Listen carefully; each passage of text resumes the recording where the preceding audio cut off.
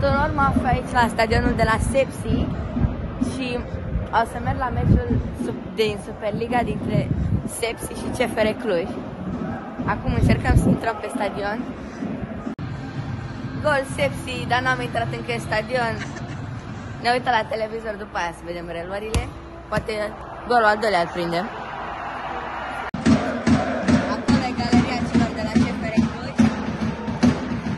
Iar dacă se vede acolo, e galeria cea mai focată a lui Sepsi.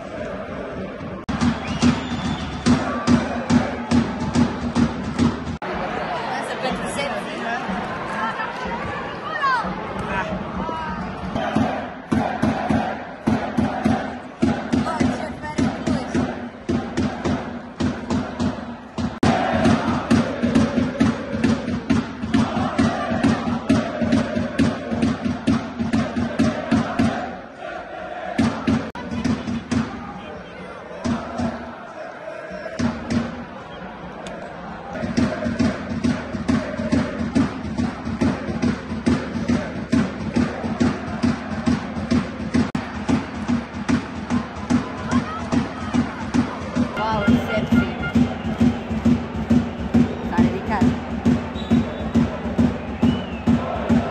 Vedem acolo, fraților, și pancarta. Minutul 25, 1-1.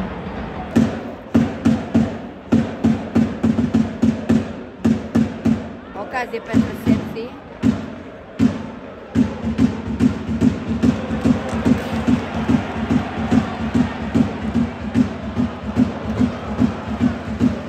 Dacă vedeți, dar acolo, după poartă, e foarte tot și terenul, nu înțeleg de ce.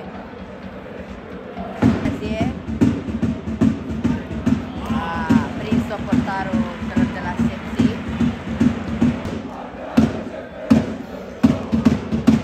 CFR Cluj.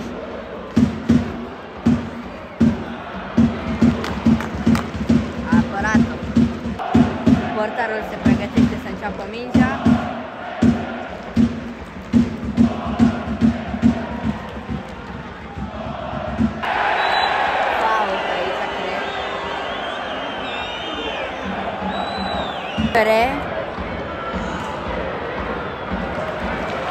Minge prinsă de portar. Se pregătește să bată lovitura liberă. E ceva distanță până la poartă. Greu din poziția aceea, probabil o să facă o centrare. Numărul 7.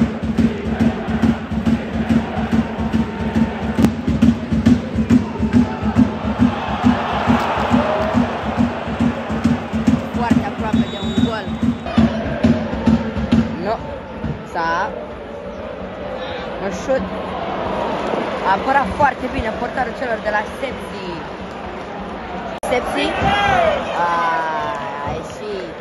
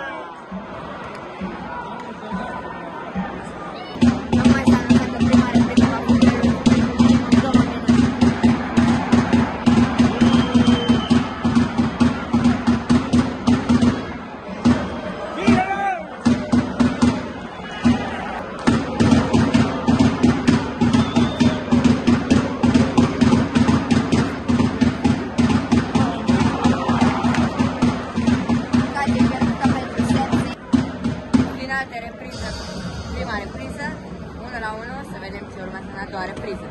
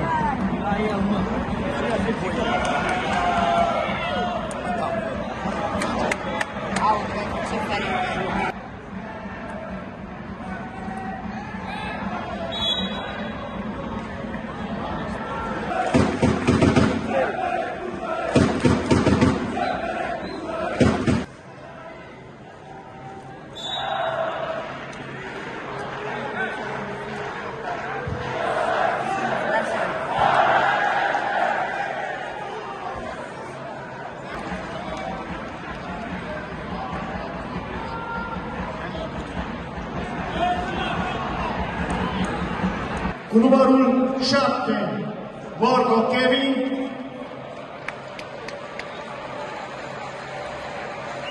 și cu numărul 17, Darius Oroian. Au intrat jucătorii cu numărul 20, Andres Dumitrescu, cu numărul 25, Bogdan Oteliță, cu numărul 21, Istic Alili.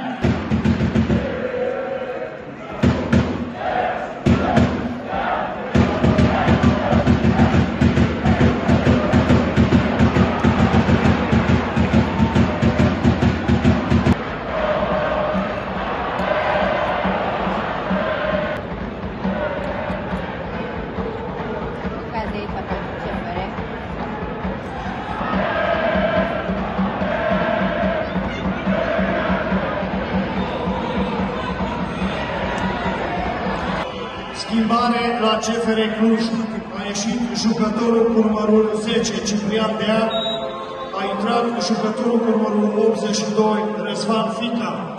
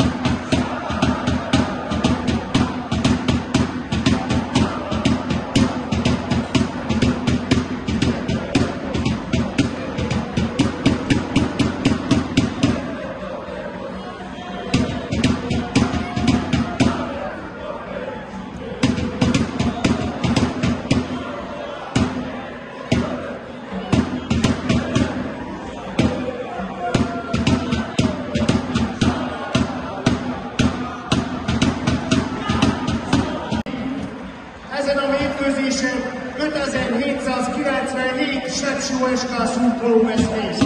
Köszönjük! Schimbare la CFR Cluj. A ieșit jucătorul cu numărul 9, George Burnicea.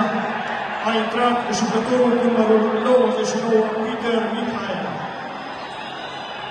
Aici frumos, aranjăm părul. Cartonaj galben pentru jucătorul cu numărul 10 de la CFR Cluj, Ciprian Dea.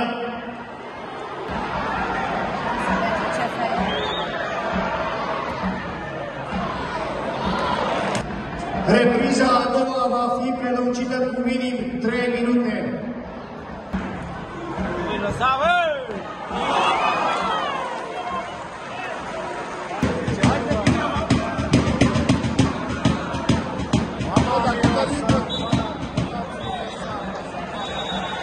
Scor final, Sepsióeska, CFR Cluj, 1-1. Sper că v-a plăcut. Eu am fost Luca și Vățuc!